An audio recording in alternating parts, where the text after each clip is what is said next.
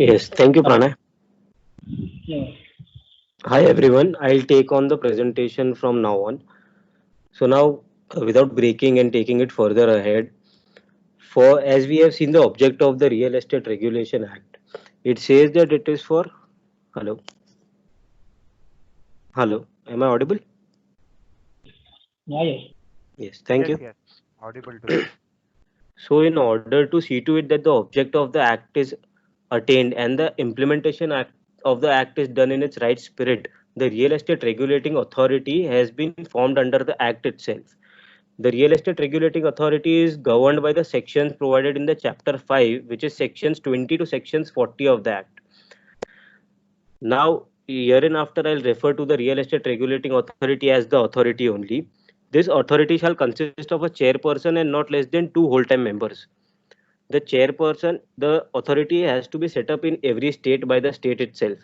And the chairperson is to be appointed by on recommendations of the Chief Justice of the High Court or its nominee, along with the Secretary of the Department of Housing and the Law Secretary.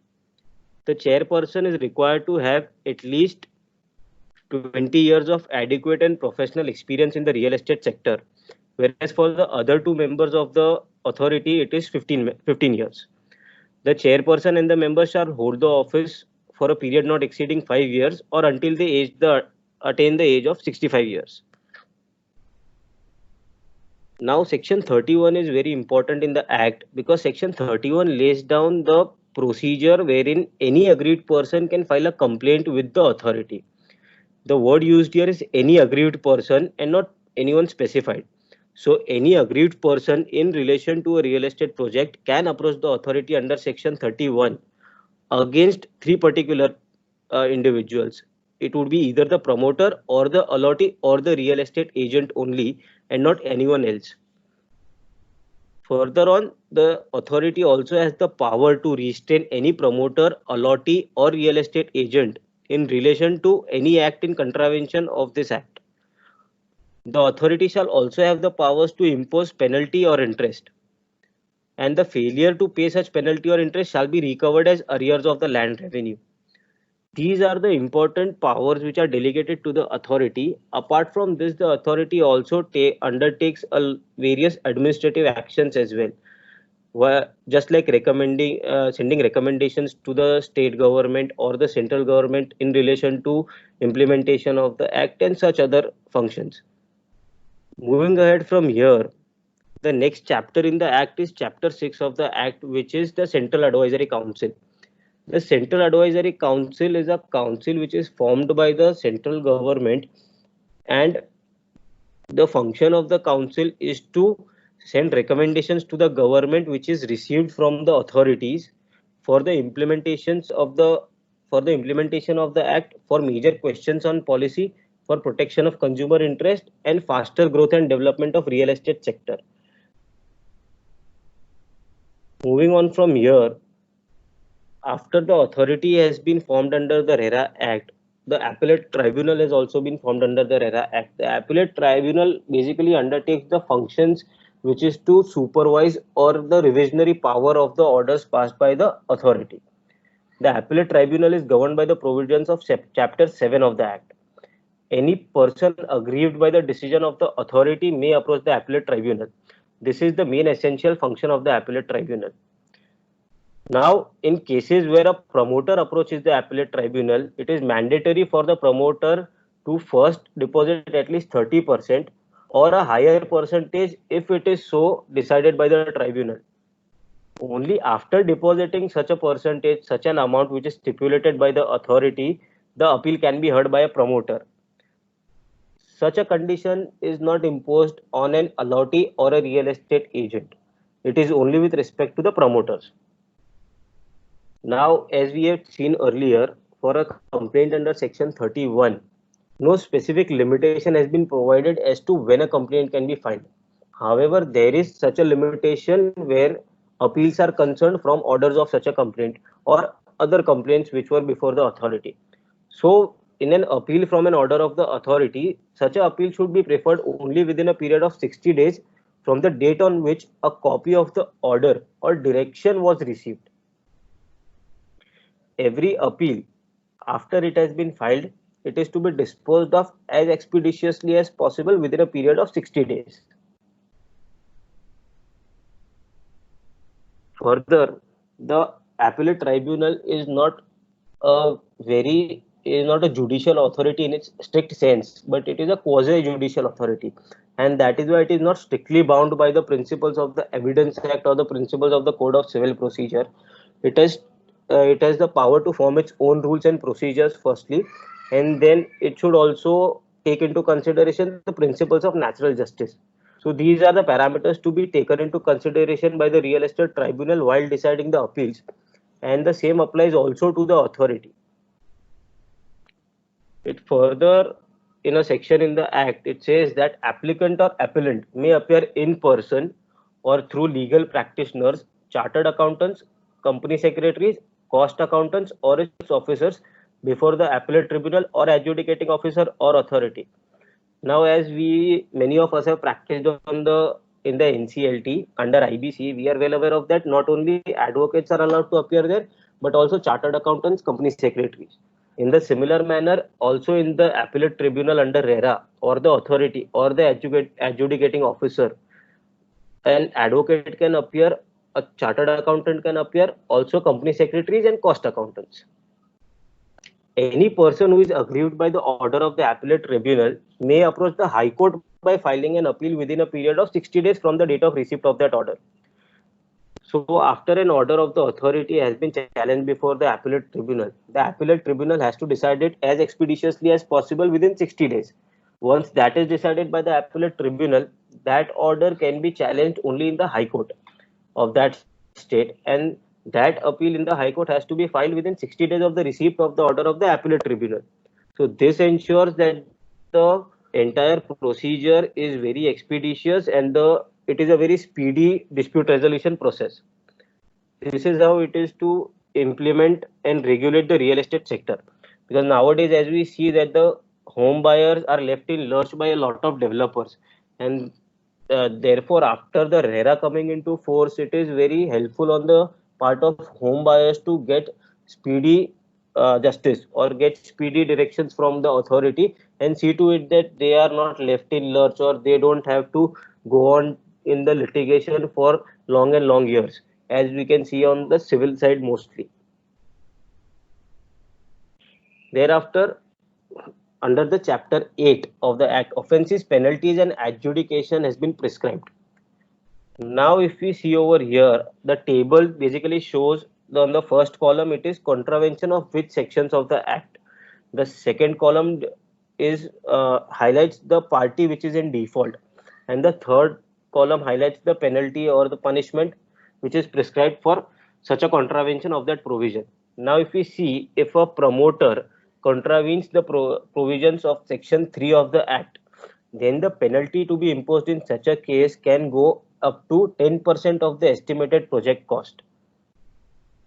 If it is done so, if an order of the authority has been passed imposing a penalty on the promoter, and if the promoter fails to pay this penalty, then the authority may further pass an order of imprisonment up to 3 years or fine of additional 10% or both.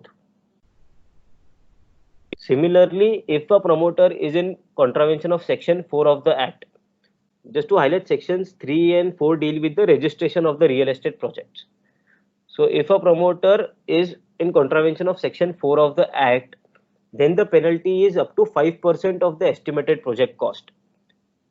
This is an omnibus provision which says that if the promoter is in contravention of any other provision, then the penalty which is not specified anywhere, then it should be 5% of the estimated project cost. Sections 9 and 10 deal with the registration of the real estate agents.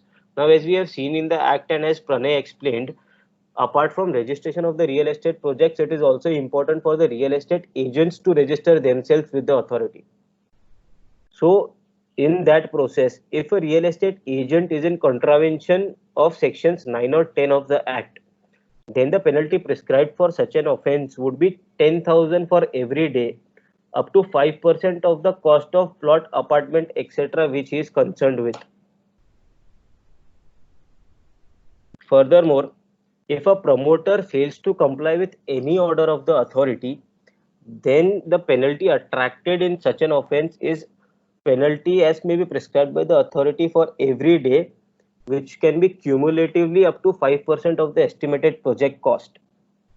If the promoter fails to comply with the order of the appellate tribunal, as we have seen just earlier, then excuse me, then the penalty attracted in such a situation would be imprisonment for up to 3 years or penalty as prescribed for every day, which can be cumulatively up to 10% of the estimated project cost or both.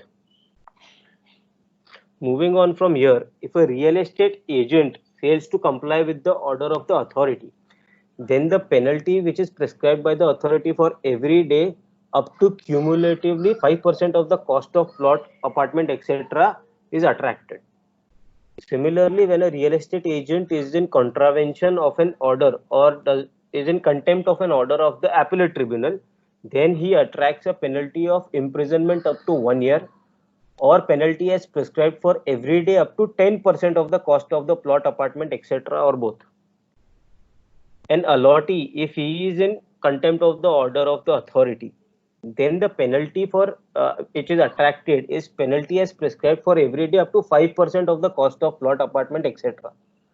If the allottee fails to comply with the order of the appellate tribunal, then the penalty attracted is imprisonment up to 1 year or penalty of every day up to 10% of the cost of the plot, apartment, etc. or both. The last point over here has been repeated. So just to summarize this, a real estate agent and an allottee have been put on par in terms of the penalty prescribed for offences or contraventions by them, whereas the penalties and where the penalties for contraventions of various sections is much more stringent for a promoter. So this also helps to ensure that the promoters do not unilaterally go on with a project and keep the allottees in lurch. This also ensures that the promoters see to it that the project is completed in its entirety and in its main object as it was supposed to be, as expeditiously as possible.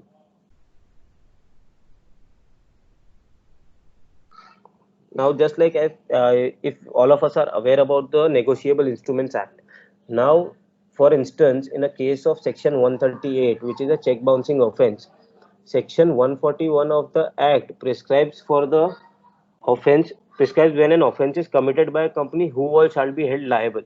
And similar to that very section is the section provided in the RERA Act itself. It says that where an offense is committed by a company, every person in charge or responsible for the conduct of the company at the time the offense was committed, as well as the company, shall be liable. Also, the provision provides for that all the offences committed under RERA are compoundable. So, in cases where the punishment has been awarded by the authority or the appellate authority, and if the person who has been imprisoned or who has been awarded some penalty, if he agrees to pay the penalty as is prescribed by that particular authority along with such additional penalty, then the offense may be compounded and such an imprisonment can be waived off. Going further, for complaints for contravention of sections 12, 14, 18 and 19 in particular, the authority shall appoint an adjudicating officer for holding an inquiry as to adjudging the compensation. Now, sections 12, 14, 18 and 19 deal with the obligations of the promoters. So, if any complaint has been filed by a person who is aggrieved, and if the authority goes on to, and if it is for contravention of sections 12, 14, 18 and 19, then it attracts a penalty for compensation to the aggrieved person. So, for adjudging or for determining what compensation should be awarded to such a person, the adjudicating authority shall appoint an adjudicating officer. Now, this adjudicating officer has to deal with that application as expeditiously as possible and dispose it within 60 days. While determining the quantum of compensation, as is the job of the adjudicating officer, he has to have due regard to factors such as the amount of disproportionate gain or unfair advantage, the amount of loss caused, and the repetitive nature of default. After taking into consideration all of these factors, the adjudicating officer has to decide on the quantum of compensation that should be awarded to the aggrieved person. Now we'll move out to the latter part of the act, which speaks about the miscellaneous provisions. Out of all these miscellaneous provisions, two provisions are very important in this part. Section 79 of the act specifically bars jurisdiction of all civil courts to entertain any suit or proceeding in respect of any matter which the authority or adjudicating officer or appellate tribunal is empowered by or under this act to determine, which basically means that for all such incidents which can be taken up before the authority or the adjudicating officer or the appellate tribunal, for such instances, the jurisdiction of the civil court is specifically barred by the operation of section 79. The act further goes on to say that no injunction shall be granted by any court or authority in respect of action taken or to be taken in pursuance of the powers conferred under this act. So, for the powers which have been provided in this act to the authority, to the adjudicating officer, as well as the appellate tribunal, for such actions, the specific jurisdiction of all other courts and authorities has been barred in granting injunctions. Moving on now, here we have completed the act. That was a basic overview of the act. Now, this being a very recent act, it is still very new and it is still being developed. There are innumerable judgments on the RERA Act passed by various authorities throughout the country in various states, and the act is still being developed on a day-to-day basis. Something new or comes up every other day. So here I am discussing only very few 4 or 5 cases which have been important and which have had their landmark implications as well. In one such decision of the Honorable Bombay High Court in the case of Nilkamal Realtors Suburban Private Limited versus Union of India, this were group petitions which were basically challenging the validity of the RERA Act as well as various provisions of the Act. This was mostly initiated and filed by the promoters who had challenged the validity of the provisions which required compulsory registration of the real estate projects as well as the duties and obligations cast upon the promoters. So the Honorable Bombay High Court, while rejecting such petitions, has upheld the validity of the Act and the provisions of the Act. Further on, the Honorable Bombay High Court in the very same judgment went ahead to hold that RERA would also apply to agreements which were executed before the commencement of RERA. For instance, in Maharashtra, before RERA, the real estate sector was governed by the Maharashtra Housing Regulation and Development Act, and the predecessor to it was MOFA, the Maharashtra Ownership of Flats Act. So even for agreements which were registered under MOFA and the subsequent act, RERA would still apply. This is what was held by the Bombay High Court in this batch of petitions. Now, in another one landmark case, the appellate tribunal in Gitanjali Aman Constructions versus Rishikesh Ramesh Paranjpe was then set aside the order passed by the authority directing registration of the project and payment of penalty. Now, giving in brief the facts of this case, what has happened was the promoters, the real estate project that was being developed was 382 square meters, and the number of apartments in that proposed real estate project was 22. Now, as Pranay had explained earlier, if we see to the exception for registration, the instances or the projects which are exempted from registering under this authority, the specific exception was carved out which said that any real estate project which is less than 500 square meters or which has less than 8 apartments is not required to be registered under the act. So this was the case in this particular case as well. The promoters the promoters insisted that because the plot of land is only 382 square meters and it is less than 500 square meters, they fall under that exception and they are not required to register under RERA with the authority.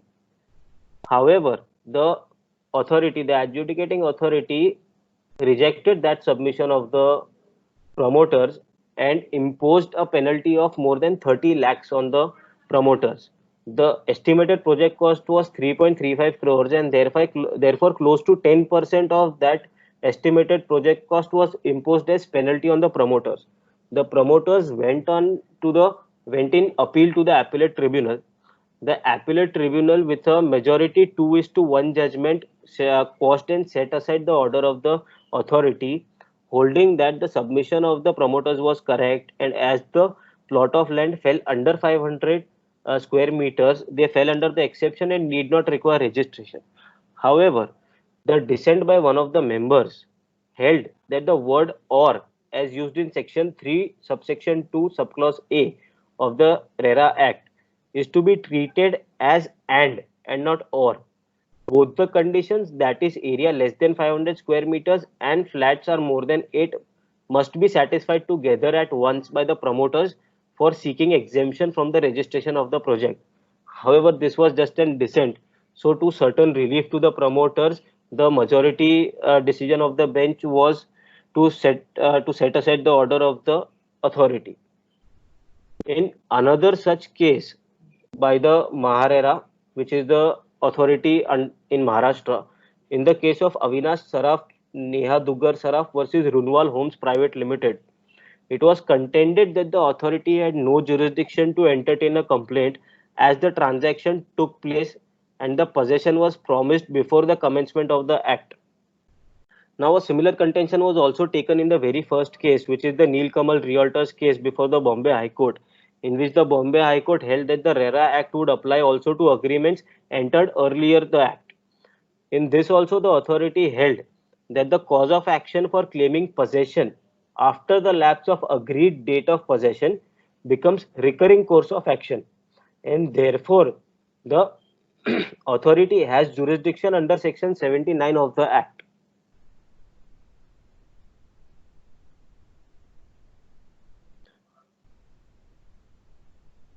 Going ahead, one more landmark important judgment was the judgment rendered by the Maharashtra authority in its decision rendered in Suresh Swamy versus Larsen and Tobro. In this case, the authority specifically dealt upon the jurisdiction of the authority. And amongst other important points, the important things that were held in this case was that the provision under section 5 of the Act not show that on receipt of an occupancy certificate in other words is the completion certificate in Maharashtra which is received upon the completion of a project. So the authority went on to hold that uh, under section 5 of the Act does not show that on receipt of the occupancy certificate the registration of the project lapses, and therefore the authority has jurisdiction over the project even after the receipt of occupancy certificate. Now, this can be correlated with various provisions in the third part of the Act, which is where it deals with the obligations and the duties of the promoters. In various sections, it has also been specifically prescribed that even after the completion of project, the promoter shall stand liable for a period of 5 years in respect of certain constructions of the project. So, in correlation with that, the authority held this that even after the receipt of occupation certificate, the project would still come under the jurisdiction of RERA. Secondly, in the very same judgment, the authority also held that an arbitration clause does not oust the jurisdiction of the authority and that such jurisdiction of the authority cannot be delegated to the arbitrator. In other words, the authority went on to interpret section 79 and the following section, which specifically barred jurisdiction of civil courts and other authorities in instances which can be dealt upon by the adjudicating authority, the adjudicating officer, or the appellate tribunal. In this way, the authority held that an arbitration clause cannot oust the jurisdiction of the authority under the Act. One more thing which was held in the very same judgment was that the builder is liable to pay interest under section 18 even though they have revised the date of completion on Maharera portal. The Maharera portal is the portal of the adjudicating authority, wherein when a project is registered by the promoters, all the information is put up for public viewing on this portal. Now the sections 3 and 4 also empower the promoters to extend the date of completion as they have mentioned in the online portal.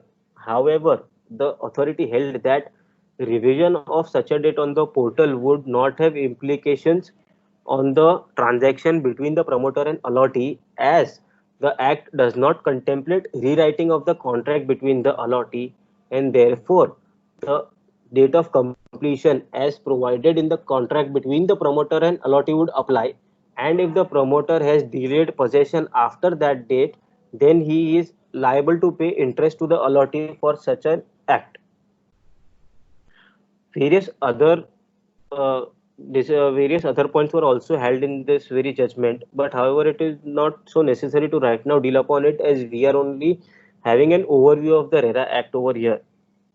Lastly, I would like to dwell upon an important aspect which has come out only in 2019 after 2 years of the Act coming into force.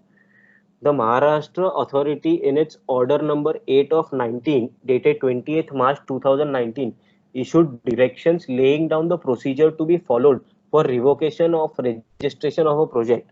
Now, if we all recollect, as Pranay had explained, sections 6 and section 8 deal with the effect of force majeure on a project, as well as the instances wherein the registration of a project can be cancelled or revoked.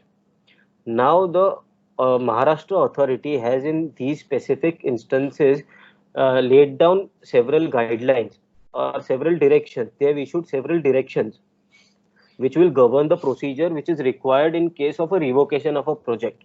What is important to see over here is that the authority has given a specific direction for constitution of a dispute resolution panel, which consists of one member of the promoter and one member of the consumer forum. These two members then go on to select another member who has adequate professional experience in the real estate sector, or is a chartered accountant or architect or engineer or a lawyer. Pausing for a moment over here, this is very similar to what we have like a resolution professional under the IBC. As we all are quite acquainted with NCLT, we can correlate this as that. Now, like a role of a resolution professional is to take over the company, the management of the company when a petition is admitted against the corporate debtor. Similarly, when a registration of a project is revoked under the act, then the dispute resolution panel will come and take over the entire project. They will draw out a blueprint of the entire project in along with the help of the association of allottees. After drawing out the entire blueprint, which includes the financial blueprint, the construction blueprint, etc., the same blueprint is to be put up before the authority for its approval. Now, this is also similar to what is a resolution plan before the NCLT. When a resolution plan before the committee of creditors, sorry, when a resolution plan is put up under NCLT, under the IBC before a committee of creditors, it is to the committee of creditors to decide whether to approve it or not, and with what conditions to be imposed on that. Similarly, the dispute resolution panel as formed over here will draw out that blueprint. That blueprint will be put up before the authority for its necessary approval.